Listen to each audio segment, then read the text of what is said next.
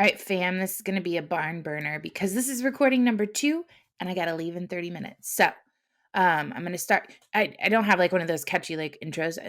I keep thinking I have to go do this like. Anyway. Ukraine will get nukes. So, yesterday, President Zelensky said that Ukraine will go back to having nuclear weapons like it did before Clinton convinced them to give them up. Um, the premise of that was that they received assurances from Russia and Britain for their safety. At the time, Ukraine had 176 intercontinental missiles armed with 1,240 nuclear warheads and also had 592 nuclear warheads aboard bombers. Zelensky said they would return to a nuclear power if the United States does not live up to their guarantees of protection made in the Budapest Memo. And I quote, "Since 2014, Ukraine has tried 3 times to convene consultations with the guarantor of states of the Budapest Memorandum, 3 times without success. Today, Ukraine will do it again for the 4th time. I, as president, will do this for the first time. But Ukraine and I are doing this for the last time. I am initiating consultations in the framework of the Budapest Memorandum. The Minister of Foreign Affairs was commissioned to convene them. If they do not happen again or their results do not guarantee security for our country, Ukraine will have every right to believe the Budapest Memorandum is not working and all the package decisions of 1994 are in doubt. They do intend to develop their own nuclear weapons. They have Soviet technologies and delivery systems for such weapons, including aviation and Tokayu tactical missiles. I think this is interesting. You know, the U.S. tells people, hey, give up your nukes. We'll guarantee your safety. And we do not guarantee their safety. Russian forces have captured the Chernobyl nuclear power plant in Pripyat. Mikhailo Podolyak, who is an advisor to the Ukrainian presidential office, shared that the power plant, which melted down decades ago, remains highly radioactive, and its capture raises questions about maintaining nuclear safety that can affect large swaths of the world. It is impossible to say that the Chernobyl nuclear power plant is safe after a totally pointless attack by the Russians. This is one of the most serious threats in Europe today.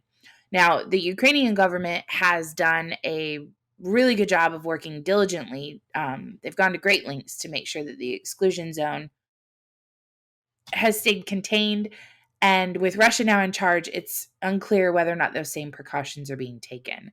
According to a Russian source, Chernobyl's intended to dissuade NATO and other Western forces from engaging militarily with the Russian army. It's interesting. Like, you go and what are you going to set off the nuclear reactor again? You're going to turn it into a nuclear war zone? That only hurts yourself. I don't know how that's a deterrent for other people when it's going to end up hurting you. So there is a redesigned American flag, which reveals how many states deny basic freedoms to LGBTQ people. Human Rights Campaign, which is also known as HRC, removed 29 stars from the American flag for a visual representation and moved to raise awareness for the Equality Act and the millions of people continuing to live without the basic freedoms like obtaining housing, employment, healthcare, education, and public accommodations. The Equality Act passed the House. It's waiting for a vote in the Senate. It's interesting. And if you're watching and listening and you know of 29 states and scenarios where people live without basic freedoms like the ability to obtain housing, the ability to get a job, the ability to go to the doctor, the ability to go to school but because you're an LGBTQ individual, I want you to share that article with me, or video or whatever. I cannot imagine that this is true. And so I would welcome that information if somebody can provide that for me. Taiwan reports 9 Chinese aircraft in their defense zone. I told you guys yesterday, keep your eye on Taiwan.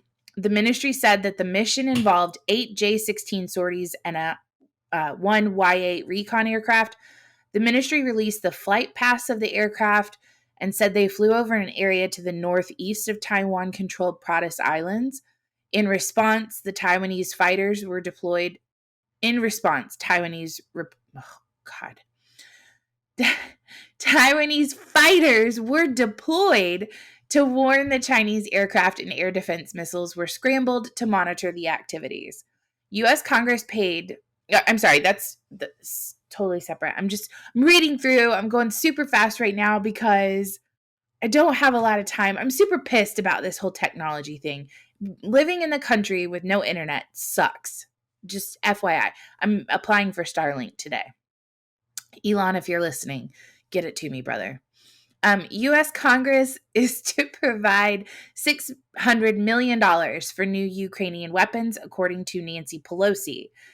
This, in spite of the United States sending more than $2.7 billion of aid over the course of the year since 2014.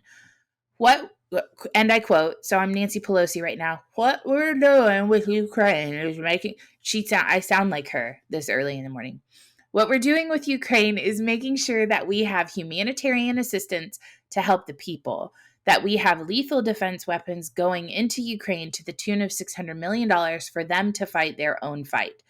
I actually agree with this. I do not want to see troops on the ground in Ukraine. I do hurt for Ukraine. It sucks to watch. I saw a video yesterday of a father saying goodbye as he's putting his daughter and his wife on a train. It is sad. It is unfortunate that they are going through this. It is unfortunate that Russia is aggressing on Ukraine. However, it is not our responsibility to sacrifice and give up our lives for other people. And so, Barack Obama, if you're listening to me, you do not have the right to tell me to sacrifice anything for anyone else. It's not your place to do that. The Iranian president has told Putin that NATO's expansion is a, quote, serious threat to the region's security. The statement was made by the president, and the full quote is, NATO's expansion eastward creates tension and is a serious threat to the stability and security of independent states in various areas. I hope what is happening will benefit peoples and the entire region.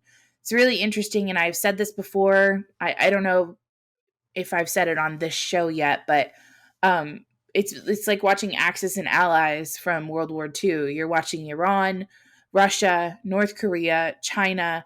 You're watching this group of individuals start working together, and I think that should probably scare a lot of people in the world, because it appears that they're much more in tune with one another at this point. Also, yesterday, the Biden administration suspended an Alaskan mining project. The admin has asked a court to send a permit approval back to the Interior Department for further analysis of its environmental impacts. This is a 211-mile road that will provide access to the Ambler Mining District in northwest Alaska. The indigenous leaders and environmental groups, though, have said it would devastate the pristine and fragile Arctic tundra landscape, biodiversity, and native livelihood. The president of the Tanana Chiefs Conference, which is a nonprofit that represents 42 tribes in Alaska, is calling for the state to drop the road proposal altogether. The opposing side of that conversation issued a joint statement criticizing the Biden administration for hurting U.S. mineral projects during a global supply chain crisis, noting that permitting actually began during the Obama administration, and Murkowski said that the Biden administration announced plans earlier on Tuesday aimed at U.S. development and processing of key minerals used in electric cars and other energy applications, but on the same week set this project back on valuable needed materials. It's like talking out of both sides of your mouth. Well, we need independence in this regard, but then I'm going to cut off everything in my nose in spite of my face at this point.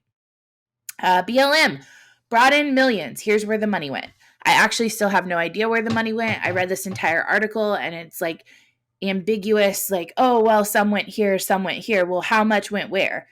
In 2020, the foundation ended with a balance of more than $60 million after committing $21.7 million in grant funding to both official and unofficial chapters.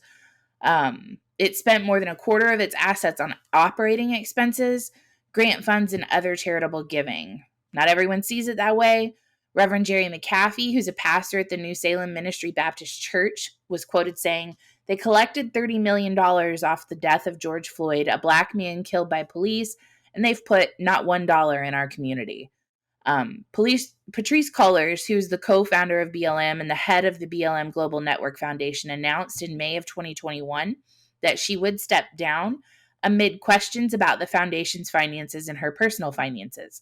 Quote, "I've created the infrastructure and the support and the necessary bones and foundation so that I can leave. It feels like the time is right." She reportedly took a large salary from the foundation and was able to purchase a home in Southern California in the spring of 2021.